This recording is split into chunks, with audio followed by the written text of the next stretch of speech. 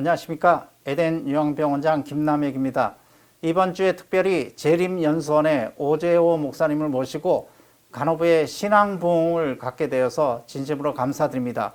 간호부는 3교대와 여러 가지 야간 근무로 교회에 계속 나올 수 없는 그런 상황에 있지만은 신앙부흥회를 통해서 성령의 말씀을 통해서 믿음이 크게 성장되고 이번 한 주 동안 큰 은혜를 받는 시간이 되시기를 간절히 바랍니다. 감사합니다.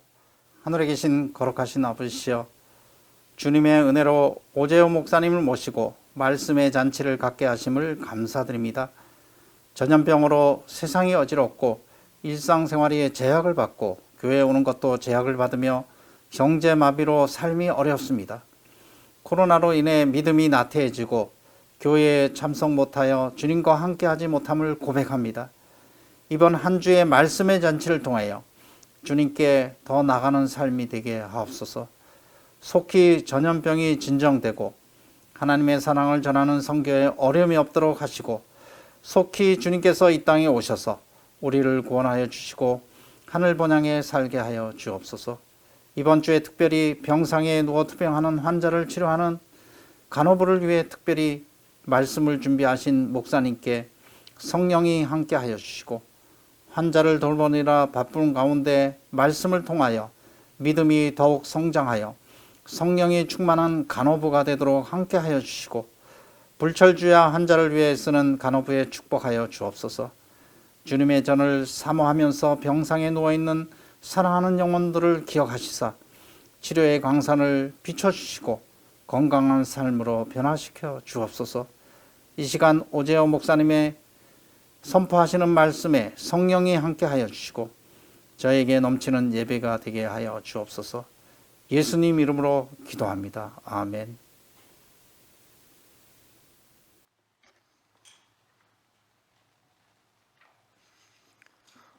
평안히 주무셨습니까? 내 마음의 우상, 오늘 두 번째 시간으로 이제 본격적으로 우리의 마음을 좀 차지하고 있는 그런 우상들에 대해서 좀 살펴보도록 하겠습니다. 미국의 경제학자인 리처드 이스털린이라는 사람이 1974년에 한 이론을 주장했습니다. 그것은 일정 수준 이상을 지나면 소득이 더 많아져도 행복의 정도는 더 높아지지 않는다라고 하는 이론을 발표를 합니다. 여러분이 표에 보시면 밑에 가로축은 물론 미국의 상황입니다만 다른 사람들에게도 적용이 될 수 있습니다. 밑에 상황은 연도를 이야기합니다. 1970년부터 2015년까지. 그리고 왼편의 도표는 평균 행복 지수를 가리키고요. 오른편에 있는 것은 1인당 GDP, 흔히 그냥 연봉이라고 생각하시면 되겠습니다. 이 파란색 선은 시간이 지날수록 이제 높아집니다. 연봉이 많아지는 것이죠. 근데 이 빨간 그래프는 행복지수입니다. 평균 행복지수. 1970년대나 1980년대나 들쭉날쭉은 하지만 2015년이 되어도 좀 떨어졌지 그렇게 계속 올라가지는 않습니다. 그런데 수입은 계속 많아지는 것이죠. 그래서 수입이 계속 많아져도 행복의 정도는 어느 정도까지 되면 그 이상은 증가하지 않는다는 것입니다. 그런데 많은 사람들은 돈이 적었을 때, 물론 저희가 돈이 전혀 없을 때, 한 끼 식사를 해결하지 못할 때 따뜻한 밥 한 그릇을 사 먹을 수 있고, 추울 때, 오갈 데 없을 때 따뜻한 잠자리를 돈으로 제공받을 수 있으면 행복은 증가합니다. 물론 절대적으로 없을 때 어느 정도의 돈이 채워져서 그것들을 제공하고 제공받을 때 우리 행복은 증가합니다. 그러나 그런 느낌을 갖고 있다가 이게 돈이라는 게 참 좋은 것이구나. 그래서 이것이 계속 많아지면, 계속 커지면 내 행복도 계속 증가할 수 있겠구나라고 하는 착각에 빠지는 것이죠. 그러나 그렇지 않다는 것입니다. 결국 이 이론은 돈으로 우리의 행복을 살 수 없다는 것입니다. 그런데 많은 사람들의 생각 속에 여전히 이 돈에 대한 갈망들은 가지고 있습니다. 어제 신문 기사입니다. 전 세계 17개 선진국, 미국, 영국, 프랑스, 독일, 일본, 한국, 이제 한국도 선진국으로 들어가지 않습니까? 이 전 세계 17개 선진국 성인 18,850명을 대상으로 미국의 여론조사기관인 퓨 리서치 센터가 2번에 걸쳐서 설문조사를 했습니다. 그러면서 물었던 질문이 뭔가 하면 당신의 삶에서 가장 가치 있다고 생각하는 것은 무엇인가? 라고 하는 질문을 했는데 여러 사람들이 대답을 했습니다. 여러 나라 사람들이. 그런데 이 빨간 글자 제일 앞부분 설명을 보시면 전 세계 17개 선진국을 대상으로 삶에서 가장 가치 있게 생각하는 것이 무엇인지 조사한 결과 한국만 유일하게 물질적 행복을 1위로 꼽았다. 그럼 뭐 다른 내용이 좀 나옵니다. 밑에 빨간 글자를 보시면 대부분의 국가에서도 물질적 행복은 5위 이내였지만 1위는 한국이 유일했다. 그러니까 물질적 행복이 삶에서 가치 있다고 많은 나라들 생각한다는 것이죠. 그런데 대한민국만 이게 뭐예요? 이게 1등이라는 것입니다. 그러니까 대한민국 사람들은 다른 나라 사람들에 비해서 훨씬 더 물질적인 어떤 행복과 물질이 인과관계가 있어서 그것이 더 결정적이다. 그래서 그거 꼭 있어야 되겠다라고 하는 사람들이 훨씬 많다는 것입니다. 뭐 개그맨이었고 현재는 사업가로 변신해서 사업을 하고 있는 이 주병진 씨가 한번 인터뷰하는 기사를 읽게 되었습니다. 사업으로 성공 후 상장까지 시켰다. 이제 주식시장에 주식을 올려서 엄청나게 돈을 벌었습니다. 상장 이후 주식 판매로 수백억을 벌었다.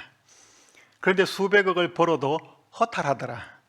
앞으로 인생의 목표가 사라진 느낌이 들었다. 수백억으로 행복한 건 한두 달 뿐이었다. 여러분 이런 이야기 들으면 우리하고 이야기가 너무 거리가 멀어서 잘 안 와닿죠. 지는 많이 벌어보니까 그런 소리를 하지. 우리도 많이 벌어보고 이런 소리 한번 했으면 좋겠다. 여러분 그러고 싶습니까? 많이 벌어서 이렇게 그냥 하고 나면 그 다음 어떻게 하시려고요? 그러니까 우리는 모든 것을 다 직접 경험으로 할 수는 없거든요. 이 세상의 많은 어떤 상황 속에서. 그래서 다른 사람들이 경험한 것들을 분명히 우리가 아주 중요하게 참고할 필요가 있습니다. 성경 민수기 22장에 보면 발람이라고 하는 한 거짓 선지자가 나옵니다. 민수기 22장 12절에 이렇게 기록하고 있습니다. 하나님이 발람에게 이르시되 너는 그들과 함께 가지도 말고 그 백성을 저주하지도 말라. 그들은 복을 받은 자들이니라.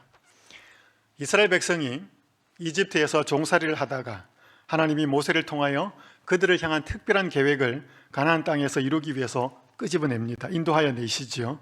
그러면서 이제 무사히 그 이방 지역을 통과하기도 하고 때때로 전쟁을 하기도 하는데 모압 왕 발락이라고 하는 사람이 그 이스라엘의 나라의 자체에 두려움을 느껴서 발람에게 가서 그들을 저주해달라고 요청을 합니다. 그것이 성경에 기록되어 있습니다.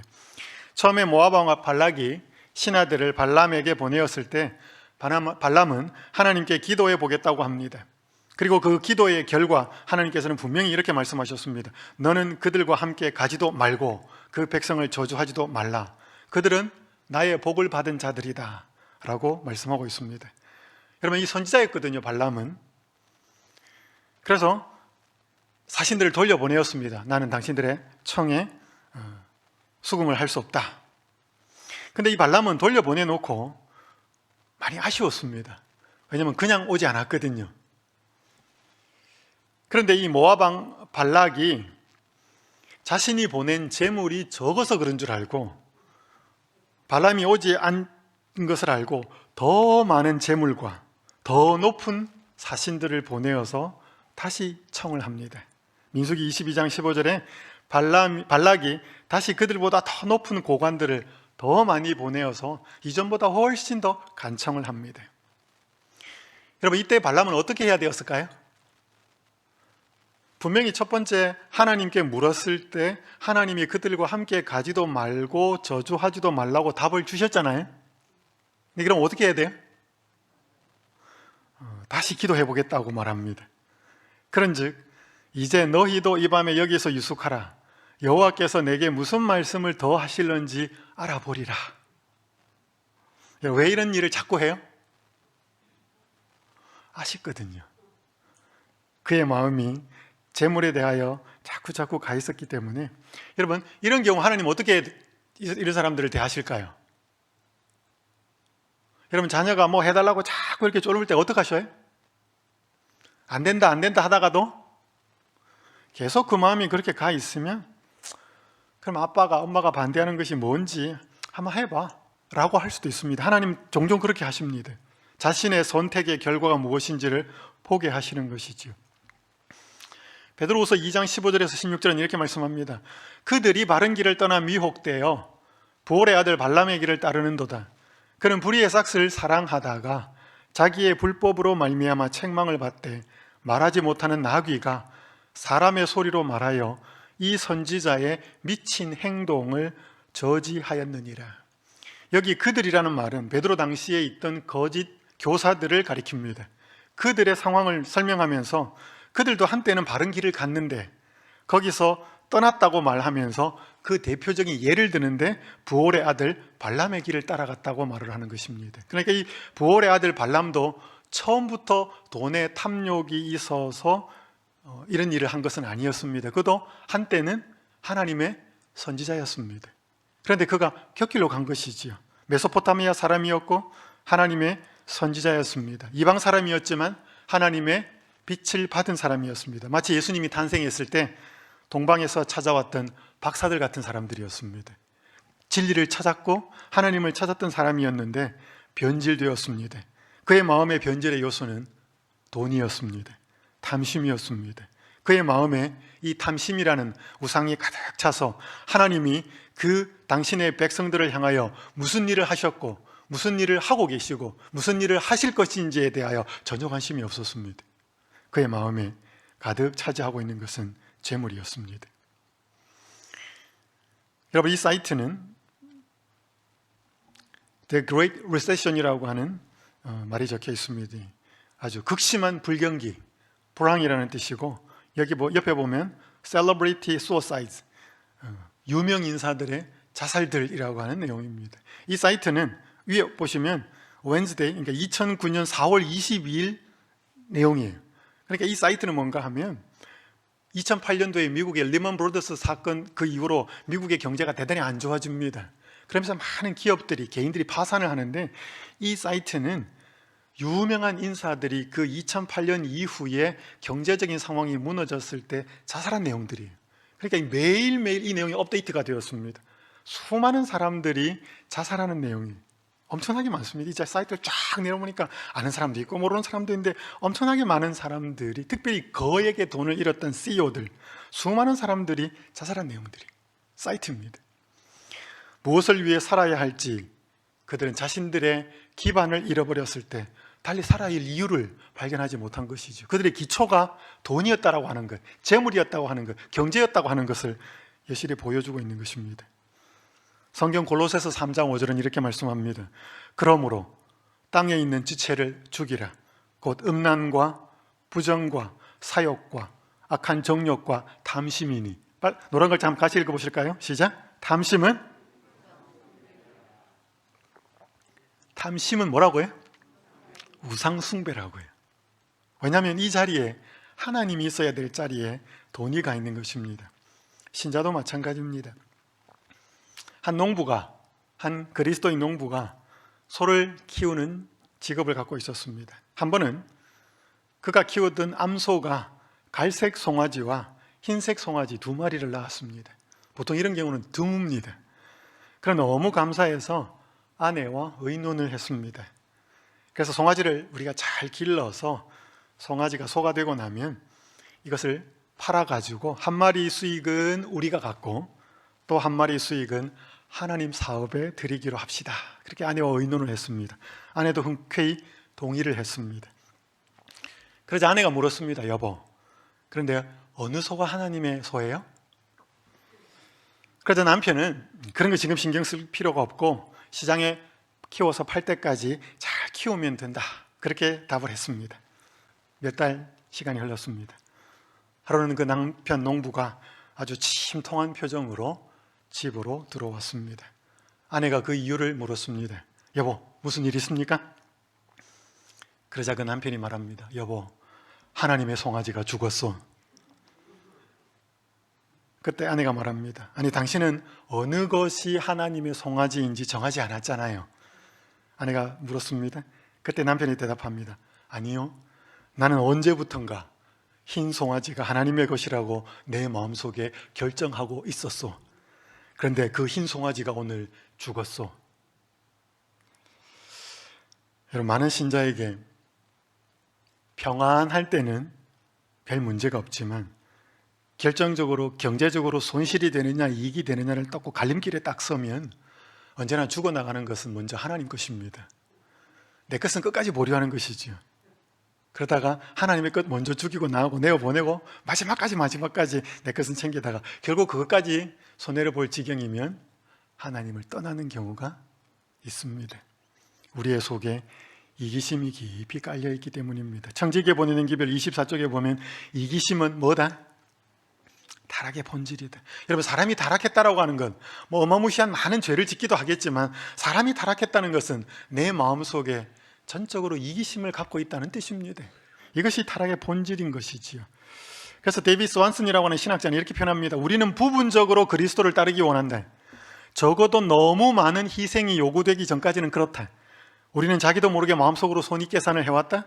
우리는 원하는 것에 해가 될 만큼 멀리까지 그리스도를 따르기는 원치 않는다. 부자복간처럼 뭔가 열망이 있어서 쫓아는 왔는데 내가 가진 소유를 버리고 나를 쫓아라. 그러면 하늘에 보화가 있겠고 뭐 이렇게 하면 재물이 손실이 되는 것에 의해서 근심하며 떠나가는 많은 신자의 모습이 되는 것이지요. 어제 제가 이제 우리 마음속에 있는 우상에 관한 절대적인 진리를 이야기하면서 우상은 뭐 할 수 없다? 내 마음속에서 버릴 수 없다. 우상은 다만 뭐로? 다른 대상으로, 특별히 우리는 여기서 다른 대상 하나님으로, 예수님으로 우리를 온 마음과 목숨과 뜻과 힘을 다하여 우리를 사랑하시는 그 하나님의 사랑으로 대치가 될 때만 우리의 마음속에 우상의 문제는 해결된다고 말씀을 드렸습니다. 이 주제는, 이 진리는 이번 한 주 동안 제가 계속 강조할 것입니다. 그러면 이제 마음에 돈이 가득 찬 자리에 다른 대상 하나님으로, 예수님으로 채워졌을 때 그의 삶이 어떻게 달라졌는지 저는 신약의 한 인물을 살펴보도록 하겠습니다. 누가복음 19장 1절에서 7절에 있는 말씀은 이렇게 기록합니다. 예수께서 여리고로 들어가 지나가시더라. 삭개오라 이름하는 자가 있으니 세리장이요 또한 부자라. 그가 예수께서 어떠한 사람인가 하여 보고자 하되 키가 작고 사람이 많아 할 수 없어 앞으로 달려가서 보기 위하여 돌 무화과 나무에 올라가니 이는 예수께서 그리로 지나가시게 되미러라. 예수께서 그곳에 이르사 쳐다보시고 이르시되 삭개오야 속히 내려오라. 내가 오늘 네 집에 유하여야 하겠다 하시니 급히 내려와 즐거워하며 영접하거늘 뭇 사람이 보고 수군거려 이르되 저가 죄인의 집에 유하러 들어갔도다 하더라. 예수님이 이제 공생애가 끝나가실 즈음에 예루살렘으로 향하여 가실 때 한 번은 이제 여리고를 둘러서 가시게 되었습니다. 이 누가복음 19장 이 본문 바로 앞에 내용이 뭔가 하면 예수님이 눈으로 보지 못하는 소경 바디메오라고 하는 사람을 이 여리고로 들어가면서 고칩니다. 일행이 쭉 간다는 이야기를 듣고 그 소경이 볼 수 없으니까 뭐 뒤에 소란스러운 이야기도 많이 들리니까 무슨 일입니까? 예수님이 일행이다. 막 고함을 지릅니다. 주여 나를 불쌍히 여겨주십시오. 사람이 조용히 하라고 그럴 때 조용할 수가 없습니다. 예수님이 듣고 오라고 합니다. 그때 그에게 묻습니다. 내가 너에게 무엇하여 주기를 원하느냐? 그때 그 소경 바디메오가 대답한 말이 주여 보기를 원하나이다. 정말로 육신의 눈으로 감기워진 그가 보고 싶어, 정말로 보기를 원합니다. 사물을 보기를 원합니다. 사람도 보고 사물도 보고 정말 이 눈이 띄워져서 보기를 원합니다. 그때 육신의 눈이 띄워져서 보기를 원했던 한 사람이 있었고요. 바로 이어지는 내용은 눈으로 볼 수 있었지만 정말로 예수가 누구인지를 보고 싶어하는 한 사람이 나오는데 그 사람이 삭개오예요. 똑같이 보고자 하는 사람인데 앞에 사람은 육신의 눈이 띄어져서 사물을 보기 원했고 이 삭개오는 눈으로 볼 수 있었지만 그에게 궁금증을 유발했던, 자기가 세리고 자기가 세리장인데 마태라고 하는 사람들에게 손가락질 받는 그 세관 공무원이었던 그 마태를 예수님 자기의 제자로 받아들인 저 사람은 도대체 누구인가가 대단히 궁금했던 그 삭개오라는 인물이 바로 이어서 등장합니다. 이 삭개오라는 말은 헬라어로 자카이오스, 영어 성경에도 그렇게 되어 있습니다. 자카이오스라는 뜻인데 이 이름의 뜻은 순결하다는 뜻입니다. 히브리어 자카이라고 하는 단어에서 유래했습니다. 그래서 이 삭개오라는 말의 뜻은 순결하다는 뜻이에요. 부모가 자식을 낳아놓고 이 자식이 정말 순결하게 순수하게 성장하고 살았으면 좋겠다는 것이 이 사개오의 이름에 담긴 뜻이었습니다. 그런데 이 사개오는 그렇게 순결하지 못하였습니다. 그 직업 자체가 세리장이었습니다. 그러면 그 당시 팔레스타인의 세리 혹은 그 세리들의 관리하는 장이라고 하는 것을 우리는 이해하기 쉽지 않습니다. 뭐 세금 공무원들, 그 세금 공무원들 중에서 아주 높은 사람, 그 정도로 이해하겠지만, 당시 세금을 맡은 거두는 사람들은 이 유대 나라가 로마의 식민지였기 때문에 이 돈을 좀 걷어서 세금을 바치면서 자기가 더 많이 걷어서 나머지는 착복하는, 그러니까 우리로 보면 어떻게 이해하시면 제일 이해가 빠르냐면, 일제시대 때 그냥 일본 놈 앞잡이 정도라고 생각하시면 무슨 말인지 정확하게 이해가 됩니다. 그러니까 당시에 멸시받는, 돈은 많아서 사람들이 어떻게 함부로는 못하는데 힘은 있어서 자리는 있어서 어떻게 하지는 못하지만 뒤에 가서는 욕하는, 무시하고 멸시하는 그런 사람이었습니다. 그런데 그가 살았던 것이 여리고였습니다. 여러분, 여리고는 성경에 보면 종려나무 성읍이라고 나옵니다. 종려나무 아시죠? 팔레스타인의 기후에 종려나무, 야자수 나무죠. 여러분, 종려나무가 많다는 것은 뭐예요? 나무가 많다는 것은 무슨 뜻이에요? 나무가 많다는 건 물이 있다는 뜻입니다. 물이 많다는 것은요, 사람이 많이 산다는 뜻이에요. 사람이 많이 살면 경제활동이 많이 이루어지는 것입니다. 그러니까 세관이 있는 것이죠. 그러니까 잘 사는 동네였습니다. 요단강을 건너는 모든 교통의 관문이 여리고였습니다. 그래서 여러분, 모세가 가나안 땅을, 여호수아가 가나안 땅을 들어가서 첫 번째 점령한 성이 어디예요? 여리고 성이에요. 앞에 요단강을 딱 건너면 바로 통과해야 되는 팔레스타인의 서쪽으로 가는 관문과 같은 그런 곳에서 아주 세금 징수를 책임진 부유한 세금 공무원이었습니다. 그는 돈이 주는 매력에 이런 비난이나 사람들의 무시도 그냥 무시하고 살았습니다. 그러나 그의 마음속에는 끊임없는 갈망이 있었습니다.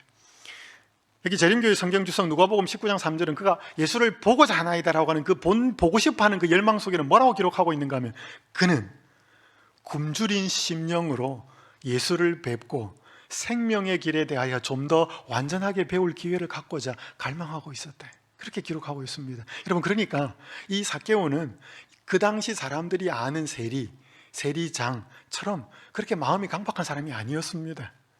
어느 순간부터 그의 마음속에 이 뭔가 재물로 채워지지 않는, 돈으로 허전한 마음으로 이렇게 채울 수 없는 것에 대하여 갈망이 있었습니다. 그래서 소경 바디메오는 정말 눈으로 예수님을 보고 싶었지만, 그는 정말로 삭개오는 마음으로 예수님을 뵙고 싶었습니다.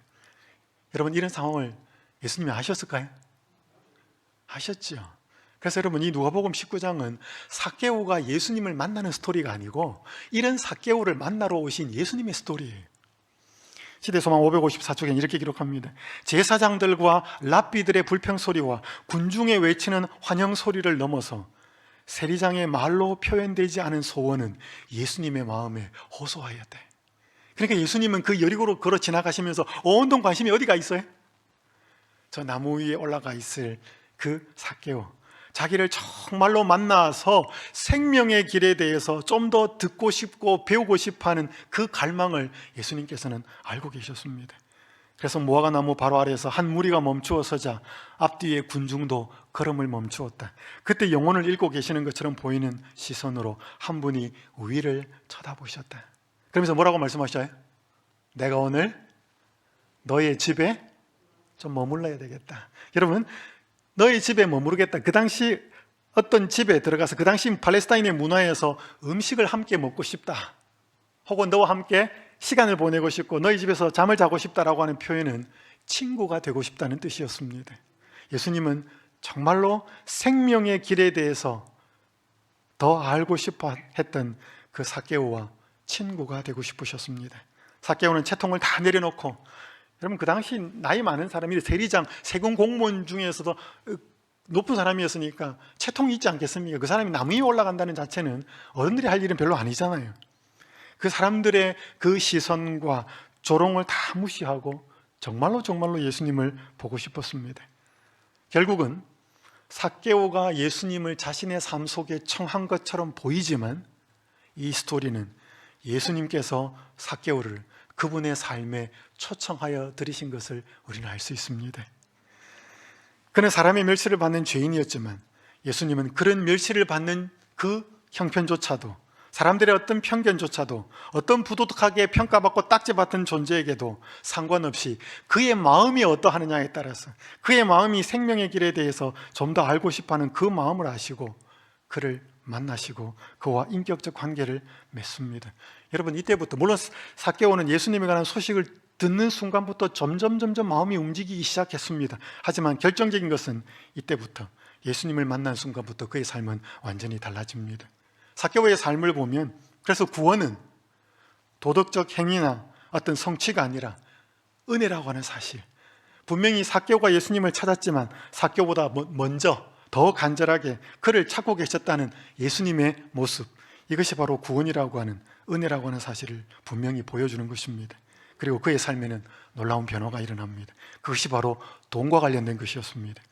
누가복음 19장 8절은 이렇게 말씀합니다. 삭개오가 서서 주께 여짜오되 주여 보시옵소서, 내 소유의 절반을 가난한 자들에게 주겠사오며 만일 누구의 것을 속여 빼앗은 일이 있으면 내 갑절이나 갚겠나이다. 이것은 집에 들어가기 전이었고 많은 군중들이 있는 곳에서 고백한 내용이었습니다. 그러면 삭개오의 고백은 두 가지를 보여줍니다. 첫 번째는 그가 관대해졌다는 뜻입니다. 그는 소유의 절반을 나눌 선택을 할 만큼 이전에는 관심이 없던 가난한 자들을 생각하게 되었습니다. 두 번째는 삭개오가 누구의 것을 속여 빼앗은 일이 있다면, 즉 자신의 불의가 있었다면, 잘못한 것이 있다면 사람들에게 초래했을 문제를 해결하기 위해서 이전에 관심을 가지지 않았던 정의에 대해서 생각하게 된 것입니다. 유대율법에서 출애굽기 22장에 보면 통상적으로 훔친 것에 대한 배상은 2배였습니다. 그런데 그는 4배의 배상을 할 만큼 이전에 잘 몰랐거나 알고도 행한 무시했던 잘못과 죄가 있다면 그것을 철저하게 회개하고 싶은, 그 문제를 해결하고 싶은 그러한 고백이었습니다. 삭개오의 모습은 부자도 천국에 들어갈 수 있음을 보여주는 중요한 신뢰가 되었습니다. 여러분, 오늘 우리들의 마음에 돈을 향한 마음이 있습니다. 여러분, 그거는 부자기 때문에 크고 가난한 사람은 적고 그런 거 아닙니다. 현재 소유가 어떠하든지 상관없이 우리의 마음속에 하나님이 차지하는 정도의 반비례해서 우리의 마음속에는 재물을 향한 열망이 있습니다. 그것이 우리의 마음을 차지하고 있는 것이지요. 그래서 여러분, 오늘 우리의 마음을 곰곰이 한번 돌아보시면서 오늘 내 마음속의 1순위가 하나님을 향한 것이 아니고 특별한 재물이라고 그러면 그 문제가 하나님을 찾는 일을 막고 있기 때문에 우리 이 부분을 진지하게 한번 돌아보셔야 합니다. 이 베리 블랙이라고 하는 분 혹시 들어보셨습니까? 우리 재림교회에서는 이분은 유명한 분입니다. 이분은 최초로 미 해군 군종감을 지냈고 미국의 그 의회의 상원의 원목, 모든 미국의 국회의원들의 목사입니다. 이분이 한 책을 썼는데요, 이분이 볼티모어의 빈민가에서 태어납니다. 저는 어떻게 50이 넘은 나이에 미국에 공부를 하러 가서 이 지역에 가까이 살았습니다. 이분이 산 그 동네는 엄청나게 유명한 곳이거든요. 존스 홉킨스 대학부터 시작해서 엄청나게 유명한 곳이지만 그 주변은 슬램가입니다. 대단히 안 좋은 동네인데 거기서 태어났습니다. 그렇지만 정말로 하나님을 마음에 모시면서 훌륭한 사람으로 성장합니다. 이 자서전인데 대단히 감동적이었습니다. 그가 하나님을 찾으면, 자기가 이때까지 하나님을 찾으면서 자기 삶에 이르러온 11가지 축복에 대해서 간증을 합니다. 자신이 하나님을 찾았을 때 윤리적 타락에서 벗어나게 되었다. 그가 한 번은 그 해군 군종감으로 있을 때, 여러분, 그 해군들을 통솔하면서 해군들이 어떤 해상에서 훈련을 하다가 어떤 장소에, 다른 나라죠, 다른 나라에 도착하면 그 바다에서 있었던 너무나 많은 스트레스 같은 이런 것들이 있으니까 육지에 도착하고 나면 보통 어떤 삶을 살 거라고 예상할 수 있지 않습니까? 그러니까 이 목사예요. 그런 해병들을 영적으로 인도해야 될 목사이기 때문에 고민을 합니다. 우리 수병들이, 이 사병들이 이 부두에 도착했을 때 저들이 어떻게 윤리적으로 깨끗하게 할 수 있을까 막 고민을 합니다. 그러면서 미리 그쪽 가는 지역을 파악을 해요.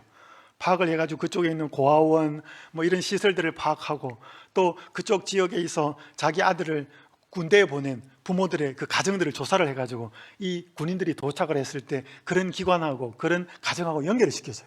그래서 가가지고 그 많아진 시간을 그들의 젊음을 방종하지 않도록, 시간을 보내지 않도록 고아원에 가서 봉사하는 시간을 갖게 하고, 그 다음에 아들을 군대에 보낸 그 집에 이 매칭을 시켜줘서 거기서 식사를 하게 하고, 그러면서 정말로 하나님을 중심으로 모시면서 자기가 순결하게 살 뿐 아니라 다른 사람들도 순결하도록 하기 위해서 돕교회에서 얼마나 애를 쓰는지 몰랐습니다. 홀로 쓸 용기를 얻게 되고, 흑인이기 때문에 엄청난 많은 비난을 받습니다. 인생의 중요한 결정에 도움을 받고, 슬픔 중에서 위로를 받고, 그분의 은혜가 늘 따르고, 원수의 세력이 무력화되고, 우선순위가 달라지고, 상처의 두려움에서 자유롭게 되고, 물질의 집착에서 벗어나게 되고, 행복이 찾아오고, 하나님의 특별한 목적에 따르게 된다. 제가 구체적으로 다 이야기를 할 수는 없지만요. 여기 고린도후서 8장 9절은 이렇게 말씀합니다. 우리 주 예수 그리스도의 은혜를 너희가 알거니와 부요하신 이로서 너희를 위하여 가난하게 되심은 그의 가난함으로 말미암아 너희를 부요하게 하려 하심이라. 여러분, 예수님에게는 무한한 부가 있으셨습니다. 만왕의 왕이고 온 우주의 창조주라서 그분은 모든 것을 소유하고 계셨습니다. 그런데 그분이 왜 가난하게 되셨어요? 여기 본문은 그분이 우리를 위하여 가난하게 되셨다고 말씀하고, 그의 가난함으로 말미암아 우리를 부요하게 하려 하시기 위해서 그분이 가난하게 되셨다고 말씀합니다. 여러분, 그분이 계속 부요하게 남아 계셨으면 우리는 가난하게 죽었을 것입니다. 그 가난한 것은 영적으로, 육적으로 죄에 대하여 가난하게 되어서 죽었을 것입니다. 그분이 가난하게 죽으셨기 때문에 우리는 부요해졌습니다. 죄를 용서받아서 하나님의 가족으로 받아들여졌지요. 바울은 고린도 교회에게, 돈 문제가 있었던 고린도 교회에게 편지를 쓰면서 윤리적인 어떤 도덕적인 강령을 강조한 것이 아니라, 돈을 더 그만 사랑하고 후회지라고 말한 것이 아니라, 바울은 복음의 핵심을 제시합니다. 그 복음의 핵심은 우리가 보배였기 때문에 더 귀하신 보배이신 그분이 우리를 위하여 가난하게 되셨고, 우리가 그분의 은혜를 가슴에 채울 때 우리는 부요하게 된다라고 말씀하고 있습니다. 우리가 복음을 깨닫는 정도에 비례해서, 우리가 그리스도를 아는 정도에 비례해서 돈은 우리에 대한 지배력을 잃게 될 것입니다. 그런데 만약에 우리의 마음속에 은혜나 그분의 복음을 아는 정도가 약해지면 그만큼 돈은 우리를 더 강력하게 지배하게 될 것입니다. 저는 많이 살지는 않았지만 저는 참 가난하게 살았습니다. 저는 15살 전에 아버지가 돌아가셨습니다. 제 아버지가 돌아가시기 7년 전에 병원에서부터 입원을 하셔서 한 7년 동안 계속 병원 생활을 하시다가 돌아가셨기 때문에 제 어머니가 시장 노점에서 장사를 하셨습니다. 그러니까 저는 한 번도 돈이 풍족한 가정 속에서는 살아보지를 못했습니다. 지금도 저는 목사이기 때문에 돈은 없습니다. 그래서 제 자신의 마음을 보든지 다른 사람을 보든지, 여러분, 돈은 늘 언제나 저에게 유혹의 대상이었습니다. 제가 제 마음속에 하나님의 은혜나 어떤 복음에 대한 이 깨달음이 풍성해지면 이 돈에 대해서 제 욕심이 약해지는 것을 저는 경험했습니다. 목사이지만 제가 마음속에 그렇게 은혜 속에 풍성하게 젖어 살지 못했을 때는 목사인 제 마음속에서도 돈에 대한 욕심, 돈에 대한 유혹이 커져가는 것을 저는 경험하게 되었습니다. 미국의 한 사업가가 이렇게 고백합니다. 리먼 브러더스, 아까 말씀드린 2008년도에 한 그 사건으로서 미국 경제는 완전히 뒤집혀졌죠. 한 사람이 이렇게 고백했습니다. 이번 경제 위기가 3년 전에 일어났다면 제가 어떻게 당해냈을는지 모르겠습니다. 아예 버티지 못했을는지도 모릅니다. 솔직히 고백하는데 제 삶은 지금보다 행복했던 적이 없습니다. 이번에 2005년도에 예수 그리스도를 진정으로 받아들이고 회심을 하고 하나님의 자녀가 되죠. 그러면서 3년 뒤에 이 리먼 브러더스 사건으로 인해서 파산을 합니다. 그러면서 엄청난 위기를 겪는 상황 속에서도 솔직히 고백하지만 제 삶은 지금보다 더 행복한 적이 없다라고 고백한 것이죠. 이것이 바로 오늘 우리들의 마음속에 누가 주인이 되고 있느냐가, 누가 신이 되고 있느냐, 누가 하나님이 되고 있느냐를 보여주는 것입니다. 여러분, 한 번쯤 보셨을 이 기분천사라고 하는 별명을 가지고 있는 션, 가수죠. 오른편에 있는, 본명은 노승환, 옆에 있는 정혜영, 아주 연예인으로서 인고 부부입니다. 지금까지 이 두 사람이 기부한 금액이 45억이 넘는다 그래요. 한 번은 연예계에서 신앙을 지키고 그렇게 기부를 하고 사는 삶이 어렵지 않느냐는 기자가 질문을 합니다. 그때 이 부부가 마음을 맞춰서 이런 말을 합니다. 진짜 맛있는 빵을 맛본다면 저절로 예전에 아무리 맛있었던 빵도 맛이 없다는 것을 알게 되고 잘 먹지 않게 되잖아요. 신앙도 똑같은 것 같아요. 한번 예수님의 빵 맛을 보면 예전에 맛있다고 생각했던 모든 것, 그리고 세상과 멀어질 수밖에 없는 것 같습니다. 예수님한테 집중하다 보니까 연예계 속에서도 예수님께 한 발짝 한 발짝 다가갈 수 있는 것 같습니다. 예수님이라는 빵 맛을 보고 나니까 이 연예계의 화려한 어떤 맛도 제대로 맛이 들어오지 않더라는 것이죠. 그것이 그들이 그렇게 기꺼이 기부하는 그러한 이유였습니다. 여기 프라이데이 나이트 클럽이라고 하는 책을 한 여자분이 썼는데요. 여러분, SDA 36 외국어 학원이 있습니다. 영어를 통해 가지고 사람들에게 복음을 전하기 위해서 그렇게 세운 학원인데 저는 그곳에서 좀 오래 근무를 하게 되었습니다. 이 SDA 학원에 대학교 4학년 한 여학생이 영어를 배우러 옵니다. 그녀는 자신의 삶이 30살이 넘어서는까지는 살 것이라고 생각을 못했습니다. 왜냐하면 매일 술을 마시고 살았기 때문에. 자기는 술이 없으면 인생이 재미없다고 생각했고 알코올 중독자였습니다. 그런데 학원에 와서 이 선교사들의 모습을 보고 교인들의 모습을 보면서 술 없이도 저렇게 행복할 수 있구나라고 하는 사실을 깨닫게 되고 갈등을 하게 되고 고민을 하게 되고 뭔가 흥미를 갖게 됩니다. 그러면서 교사가 자기에게 영어를 가르치는 선생님이 하나의 프로그램을 소개합니다. 우리 금요일 저녁에 프라이데이 나이트 클럽을 하는데 오면 좋겠다고. 그러니까 이 아가씨가 영어를 잘 못하니까 제대로 못 알아들었는데 나이트 클럽이라는 말을 알아들었습니다.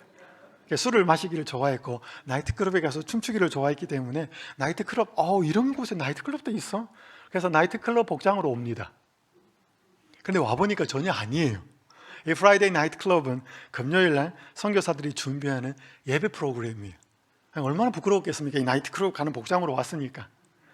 하지만 그들의 삶에 사는 모습이 너무 아름답고 그래서 그 중심이 예수님이라는 것을 알고 성경 공부를 하고 마침내 이제 신자가 되고 미국에 있는 한 그 제일교포 목회자와 만나서 결혼을 했습니다. 그녀가 책을 썼어요. 이 책 제목이 Friday Night Club입니다. 그녀가 이제 미국에서 목회를 하면서 조그만 교회를 돌보는데 주변에 가난한 사람들이 너무 많았습니다. 그래서 교인들과 함께 십시일반으로 헌금을 하고 돕기 위해서 막 정말 가난했거든요. 그 책에서 이렇게 경험을 기록합니다. 우리가 같이 기도를 하고 헌금을 모으면서 저는 제 자신이 변해가는 것을 경험하게 되었습니다. 예전에는 생각 없이 머리 자르러 미용실을 가곤 했습니다. 그런데 지금은 이 일상적인 것을 하면서도 내가 어떻게 하면 조금이라도 절약하여 우리가 기도하고 있는 가난한 사람들을 도와줄 수 있을까를 생각하고 있는 저의 모습을 발견하게 되었습니다. 저는 그들을 위해 기도하고 그들을 위해 나의 헌금을 드린다고 생각했지만 사실은 하나님께서 저를 변화시키고 계셨음을 알게 되었습니다. 그녀가 뭔가 다른 사람을 돕기 위해서 애를 쓰는 그 자체가 돈 문제가 아니라 자신의 심령 속에 변화시키고 있는 하나님의 은혜를 경험하는 계기였다고 고백을 합니다. 저는 이제 한 마지막으로 이런 이야기가 너무나 많습니다. 제 이야기 들을 시간도 좀 없고요. 한 분이 이렇게 간증합니다. 저는 요즘 예수님을 사랑하게 되었구나 하고 느낍니다. 모든 것이 다 시큰둥해졌기 때문입니다. 명예도 성공도 돈도 스포츠나 세상 재미도 정말 예전 같지 않습니다. 그것만 보면 전형적인 우울증 증상입니다. 그러나 아침부터 밤까지 흥분 상태처럼 지냅니다. 사람을 만나든 식사를 하든 주님을 바라보고 누구를 만나든 주님 이야기만 합니다. 사랑에 빠졌나 봅니다. 하나님을 사랑하게 되면 비로소 인생이 바뀝니다. 주님께 더 이상 구할 것도 없습니다. 충분합니다. 받을 것을 이미 다 받았다는 생각이 듭니다. 여러분, 삭개오, 제가 어제도 읽은 이 본문에 한 말씀 더 읽겠습니다. 우리의 사랑이야말로 우리가 실제로 무엇을 믿고 있는지 보여준다. 설령 말로는 다른 모든 것을 믿는다고 해도 모든 게 드러난다. 따라서 사람들이 진정으로 변화된다는 건 단지 그들의 생각이 변하는 게 아니라 그들이 가장 사랑하는 것이 변하는 것이다. 어제 말씀드렸습니다. 사람이 변한다는 게 뭔가? 사랑하는 게 변하는 것입니다. 그때 진짜 변화를 경험하는 것이죠. 여러분, 삭개오가 그의 마음속에 진심으로 생명의 도를 배우고 알기를 원했던 그 열망을 예수님께서는 알고 찾아오셔서 다른 모든 사람들에게 멸시받는 그에게 따뜻한 말로서 그와 친구가 되기 위해서 그를 초청하셨습니다. 오늘 다시 한번 내 마음속에 필요는 하겠지만 더 많이 소유하고 더 많이 있으면 더 행복해질 것이라는 착각을 주는 이 재물, 돈, 이것이 만약에 내 생각을, 이때까지 내 삶을 지배해 오셨다면 그 돈에 대해서 더 집착하지 마시고 오늘 우리를 친구로 받아들이고 친구로서 밀접하게 교제하기 원하시는 이 예수님께 여러분의 마음을 여는 시간이 되었으면 좋겠습니다. 그때 그 우상, 그 신을 향한 우리의 그 강력한 열망은 서서히 풀어지고 그 자리에 사랑의 예수님이 차지하게 될 것입니다. 기도하겠습니다.